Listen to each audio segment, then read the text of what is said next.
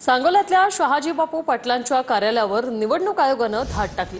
जयकुमार गोरे, दीपक साळुंखे यांनी कटकारस्थान करून जेरबंद केल्याचा आरोप शहाजी बापू पाटलांनी केलाय। तर कुणी सत्तेत आहे किंवा सत्तेबाहेर याच्यावरून धाड ठरत नसते असं फडणवीस म्हणाले। सांगोल्यातल्या शहाजी बापू पाटलांच्या कार्यालयावर निवडणूक आयोगानं धाड टाकली आहे। या धाडीवेळी निवडणूक आयोगानं शहाजी बापूंच्या कार्यालयाची झाडाझडती घेतली।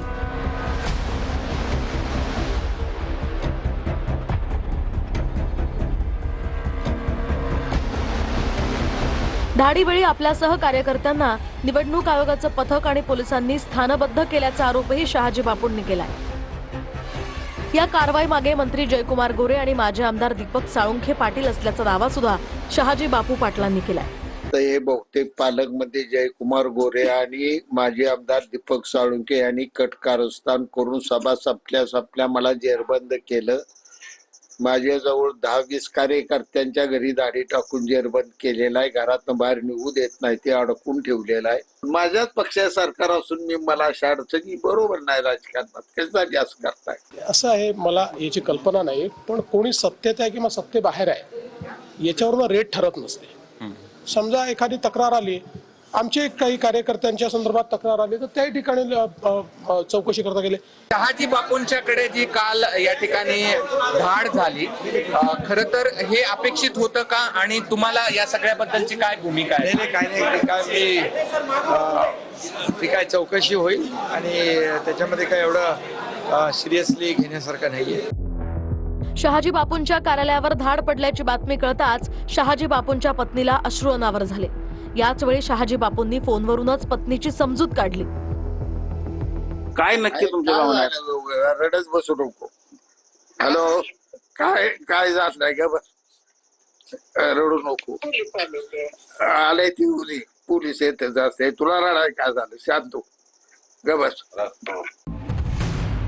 सांगोल्यात फक्त शहाजी बापूंच्याच नव्हे तर आमच्याही कार्यालयावर धाडी पडल्या आहेत असा दावा दीपक आबा साळुंखे पाटील आणि बाबासाहेब देशमुख यांनी केलाय। परवाच्या दिवशीचा निकाल झाल्यानंतर कदाचित शहाजी बापूला वेड्याच्या हॉस्पिटलमध्ये दाखल सुद्धा करावं लागेल अशी परिस्थिती बापूची झालेली आहे। छापेमारी झाली ती काही एकट्या कार्यालयावर नाही, आमच्याही पक्ष कार्यालयावर झाली, माझ्याही कार्यालयात येऊन तपासून गेले। पण आम्ही काय असं रडत बसलो का? तुम्हाला सांगितलं त्याच्या इतका स्टंट करायला ह्या राज्यामध्ये दुसरा कोणीच नाही। बापू तो मुद्दा करून भावनिक होऊन मतदारांसमोर मत मागण्याचा प्रयत्न करतायत। बऱ्याचशा वेळा आबासाहेबांचं नाव घेऊन भावनिक करण्याचा प्रयत्न करतायत, पण इथली सांगोल्यातली जनता ही सुज्ञ आहे। अशा भूलथापांना इथली सांगोल्यातली जनता बळी पडणार नाही। सांगोल्यात शहाजी बापू आणि जयकुमार गोरेंमधला वाद आता चांगलाच पेटलाय। रविवारच्या सभेत शहाजी बापूंनी गोरेंवर टीका केली होती, त्यानंतरच झालेली ही कारवाई शंका उपस्थित करणारी आहे असं संजय शिरसाटांनीही म्हटलंय। कशासाठी फडणवीस गोऱ्याला करून टाकलं पालकमध्ये? सगळ्या सांगोला जो सोडा, सगळ्या अख्ख्या जिल्ह्यातले वाटोळ करून या माणसाने टाकलं। शहाजी बापूंनी 2 दिवसापूर्वी जे काही स्टेटमेंट दिलं त्यानंतर झालेली कारवाई यावर शंका घेण्यासारखं निश्चित आहे। याबद्दलचं गांभीर्य समजून एकनाथ शिंदे साहेबांनी त्याची दखल घेतलेली आहे। शिंदेची शिवसेना जी आहे ते म्हणतात, मुळात शिंदेची शिवसेना म्हणायला मी तयारच नाही पहिल्यापासून, आणि शिंदे सेनेचा कोथळा हे अमित शहाच काढणार आहे। हे माझं वाक्य तुम्ही लिहून ठेवा। शहाजी बापूंच्या कार्यालयावर पडलेल्या धाडीनंतर विरोधकांनी ट्विट करत टीका केली आहे। गुवाहाटीला जाताना झाडी डोंगर हॉटेल गोड लागले, आता भाजप विरुद्ध ब्र शब्द उच्चारला की छाप्याची मालिका सुरू झाली। खाताना ऊस गोड लागला, आता तोच ऊस पेकाटात बसतोय।